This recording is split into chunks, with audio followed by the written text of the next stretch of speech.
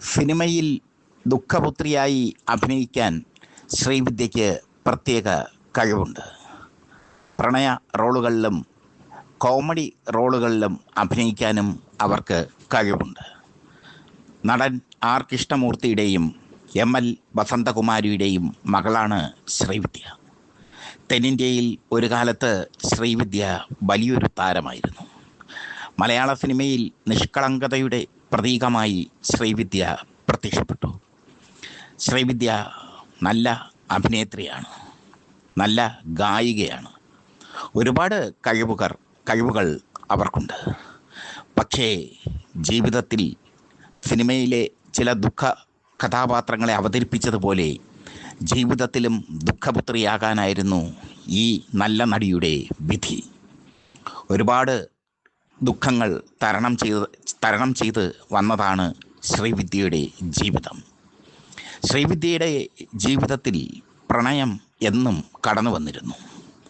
ഓരോരോ കാമുകന്മാർ, അവരൊക്കെ ശ്രീവിദ്യയെ വഞ്ചിച്ചിട്ട് അവരുടേതായ വഴിയിലേക്ക് പോയി.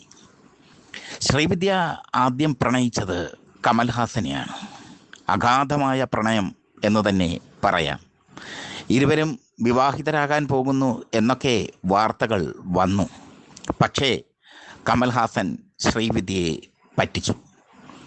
കമൽഹാസൻ ഒരു പൂവിൽ മാത്രം ഒതുങ്ങുന്ന വണ്ടല്ല, പല പൂവുകളിൽ നിന്ന് തേൻ നുകരുന്ന വണ്ടാണ്. അവസാനം ഗൗതമിയെ പോലും കമൽഹാസന് ഗൗതമിയുമായുള്ള ബന്ധം പോലും കമൽഹാസൻ ഉപേക്ഷിച്ച അവസ്ഥയിലെത്തി. പിന്നീട് ശ്രീവിദ്യയുടെ ജീവിതത്തിൽ കടന്നു വന്നത് സംവിധായകൻ ഭരതനാണ്. ഭരതനും ശ്രീവിദ്യയും തമ്മിലുള്ള പ്രണയം വലിയ വിവാദമായി മാറി. അക്കാലത്തെ സിനിമാ വാരികകൾ അതങ്ങ് ആഘോഷിക്കുകയും ചെയ്തു. ഭരതനും ശ്രീവിദ്യയും തമ്മിലുള്ള പ്രണയം ആഘോഷമാക്കി അക്കാലത്തെ ഗോസിപ്പ് എഴുത്തുകാർ. പക്ഷേ ഭരതനുമായുള്ള പ്രണയം യാഥാർത്ഥ്യത്തിലെത്തിക്കാൻ അവർക്ക് കഴിഞ്ഞില്ല. ഭരതൻ വിവാഹം കഴിച്ചത് KPSC ലളിതയെ. KPSC ലളിതയായിരുന്നു ഭരതൻ്റെയും ശ്രീവിദ്യയുടെയും പ്രണയത്തിലെ ഹംസം എന്ന് വേണമെങ്കിൽ പറയാം. പക്ഷേ ഹംസത്തെ നായകൻ വിവാഹം കഴിച്ചു. പിന്നീട് ശ്രീവിദ്യയുടെ ജീവിതത്തിൽ കടന്നു വന്നത് ജോർജ് തോമസ് എന്ന വ്യവസായിയാണ്. ശ്രീവിദ്യയും മധുവും ഒരുമിച്ച് അഭിനയിച്ച തീക്കനൽ എന്ന ചിത്രത്തിൻ്റെ നിർമ്മാതാക്കളിൽ ഒരാളായിരുന്നു അയാൾ. അയാളെ വിവാഹം കഴിച്ച് കുടുംബിനിയായി ജീവിക്കാൻ ശ്രീവിദ്യ ആഗ്രഹിച്ചു. ജോർജുമായുള്ള ശ്രീവിദ്യയുടെ പ്രണയവിവാഹമൊക്കെ വലിയ ആഘോഷമാക്കി അക്കാലത്തെ മാധ്യമങ്ങൾ മാറ്റി. വിവാഹത്തിന് ശേഷം സിനിമാഭിനയം നിർത്താൻ ശ്രീവിദ്യ തീരുമാനിച്ചിരുന്നു. പക്ഷേ ജോർജ് അതിന് സമ്മതിച്ചില്ല. അയാൾക്ക് ശ്രീവിദ്യയെ കറവ പശുവാക്കാനായിരുന്നു ഇഷ്ടം.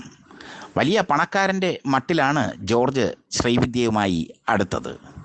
എന്നാൽ പിന്നീട് ജോർജിൻ്റെ കയ്യിൽ പണമൊന്നുമില്ലെന്ന സത്യം ഞെട്ടലോടെ ശ്രീവിദ്യ തിരിച്ചറിഞ്ഞു.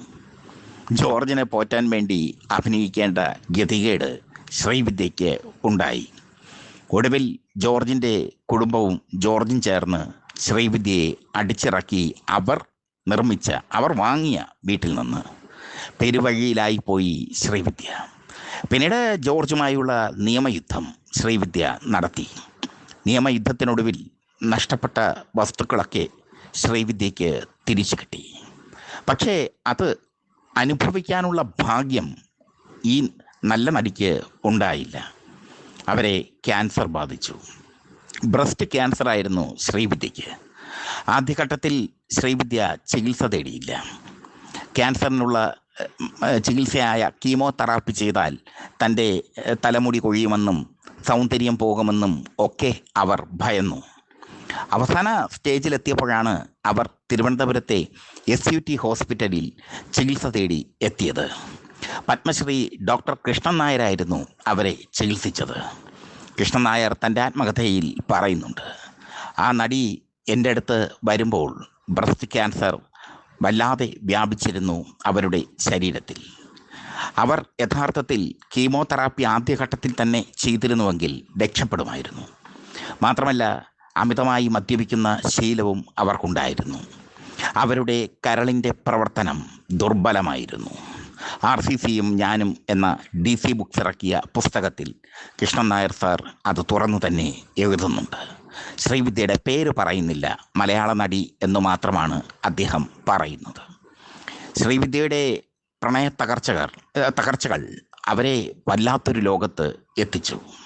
മദ്യത്തിൻ്റെതായ ലോകത്ത് ഏകാകിനിയായി അവർ ജീവിച്ചു. തിരുവനന്തപുരത്തെ PTP നഗറിൽ ഒരു വീട് വാങ്ങി അവിടെ ഏകാന്തവാസം നയിച്ചു ശ്രീവിദ്യ. അവർക്ക്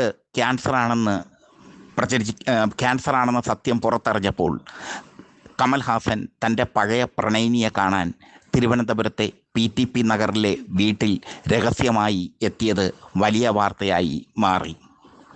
ഇരുവരും അന്ന് ഒരുപാട് നേരം സംസാരിച്ചു. ശ്രീവിദ്യയ്ക്ക് ക്യാൻസർ ബാധയാണെന്ന് ലോകത്തോട് ആദ്യം അറിയിച്ചത് ശ്രീകുമാരൻ തമ്പി സാറാണ്.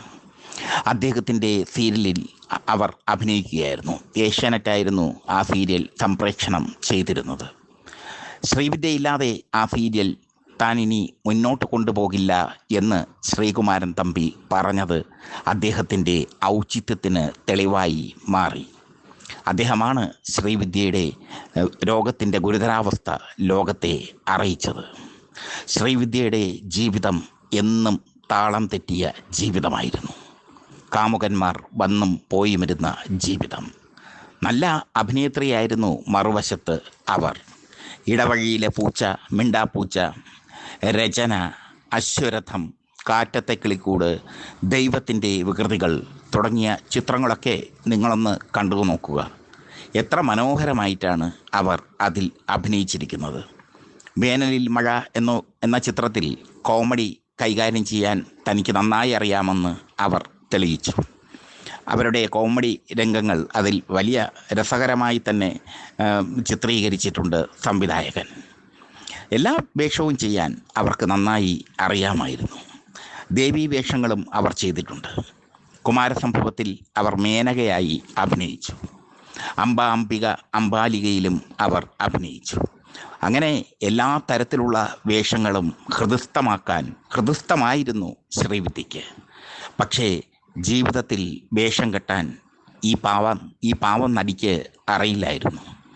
ജീവിതത്തിൽ വേഷം കെട്ടാൻ അറിയാത്ത അവർ എല്ലാവരെയും കണ്ണടച്ച് വിശ്വസിച്ചു. ഇപ്പോൾ ശ്രീവിദ്യയുടെ PTP നഗറിലെ വീട് അനാഥമായി കിടക്കുന്നു. ആ വീട് ഒരു നൃത്ത സ്ഥാപനമാക്കി മാറ്റാനൊക്കെ, ഒരു കലാസ്ഥാപനമാക്കി മാറ്റാനൊക്കെ ശ്രീവിദ്യ ആഗ്രഹിച്ചിരുന്നു. ആ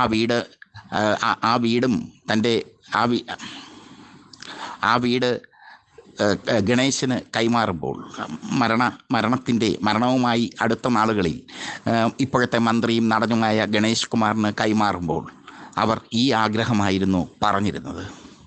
പക്ഷേ ആ ആഗ്രഹം ഇന്നും സബലീകരിച്ചിട്ടില്ല. അതിന് ഒരുപാട് നിയമ തടസ്സങ്ങൾ ഉണ്ട്. വല്ലാത്തൊരു ജീവിതമാണ് ശ്രീവിദ്യയുടേത്. ഒരുപാട് സിനിമകളിൽ അവർ അഭിനയിച്ചു. ചട്ടമ്പി കവലയാണ് അവരെ ശ്രദ്ധേയമാക്കിയ ആദ്യ മലയാള ചിത്രം. പിന്നീട് ധർമ്മയുദ്ധം, ചെണ്ട, അയലത്തെ സുന്ദരി, അശ്വരഥം തുടങ്ങി ഒരുപാട് ചിത്രങ്ങൾ. പക്ഷേ സമ്പാദിച്ചതെല്ലാം പല വഴിക്ക് നഷ്ടപ്പെട്ടു പോയി. അവർക്ക് ഒന്നുമാകാതെ അവർ മടങ്ങിപ്പോയി. അഭിനയത്തിലെല്ലാമായി, പക്ഷേ സാമ്പത്തികമായി ഒന്നും നേടാതെ മടങ്ങിപ്പോയി ശ്രീവിദ്യ.